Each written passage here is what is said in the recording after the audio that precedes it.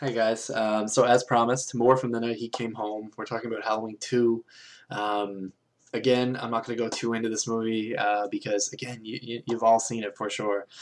Maybe not as much as Halloween, but I think everyone else is. I think everyone's seen Halloween 2 as well.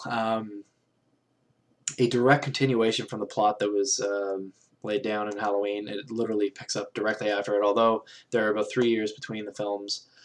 This movie is not directed by John Carpenter. It was directed by Rick Rosenthal. John Carpenter at this point was doing, I think he did The Fog. He was, at least, if he hadn't already had Escape from New York out, he was working on it, I think, at this point. I think when I did this video, I said that this was his first movie, but I think he did Assault on Precinct 13 first. And he did a bunch of movies, like, I think, before that, like, really low-budget ones, like Dark Star. He did Dark Star, right? So he did other movies. I don't know why I said that was his first one. This was his real breakout, I think. But anyway, back to this. The film stars Jamie Lee Curtis again as Laurie Strode, and Donald Pleasance again is back as Dr. Loomis.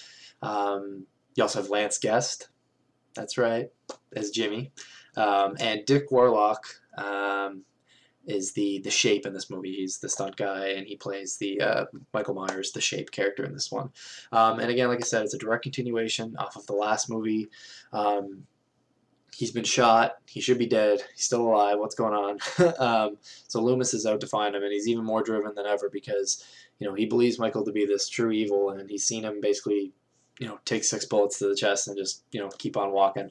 Not to mention the punishment that Laurie would have laid down on him. So we have Laurie taken to the hospital, of course, for everything that's happened. Her friends are all dead.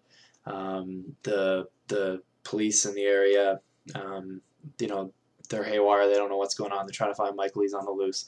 And then one of the weirdest scenes in the movie, just all of a sudden, there's a guy that just happens to be dressed in the exact same costume as Michael. It can't be, derived from it, derived from it because it's the same night, but he just happens to have the same costume, and he's killed accidentally in the goings on. So a lot of people think Michael Myers is dead. However, Loomis isn't so sure. Yeah. That's basically the storyline. Laurie's in the hospital and Michael's coming to get her. We get more information in this movie as to why Michael is doing what he's doing. A little bit. We get a tidbit. Well, we get the big reveal is that Laurie is Michael's other sister.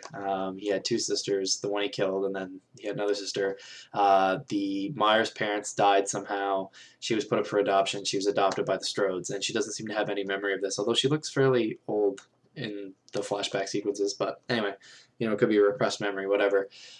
So Michael's coming to get her because he's trying to finish the job, basically. We also get a touch of the whole Dr. Loomis says Sam Hain, which is a mispronunciation of the word. It is actually Samhain.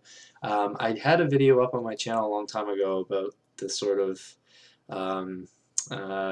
origins of Halloween and the night of Samhain.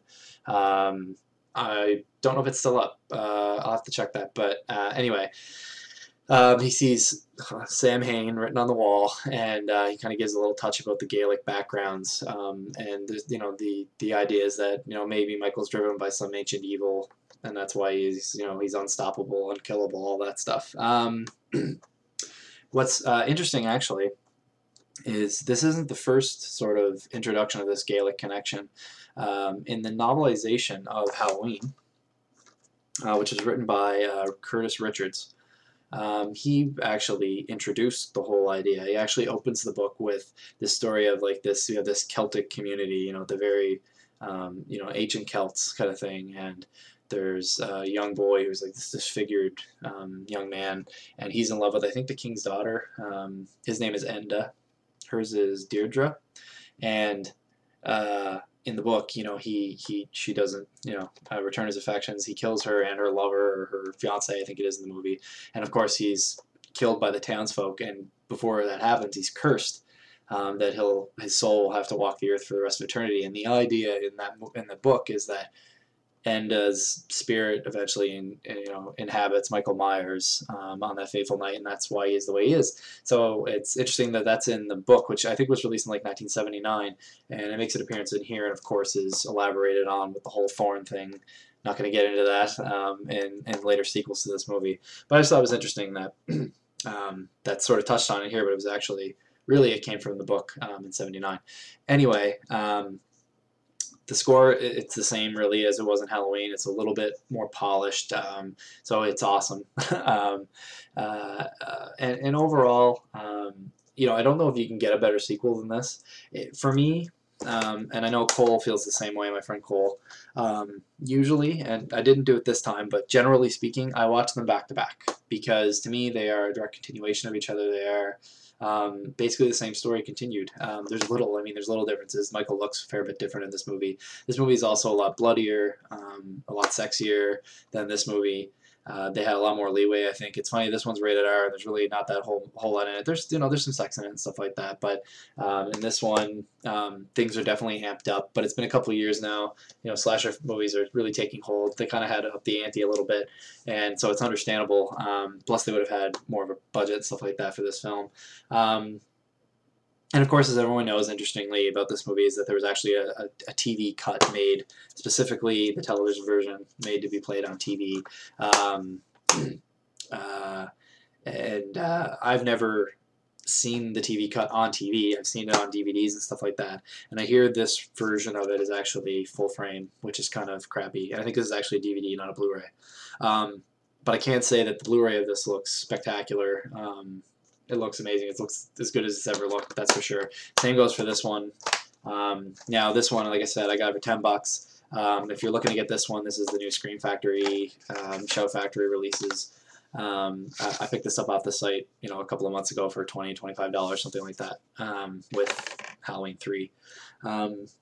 But it is the best way you're going to see it. However, like the original movie, there's lots of DVD releases of Halloween 2, and I think there's even a DVD release that includes the TV cut, which I think is in widescreen.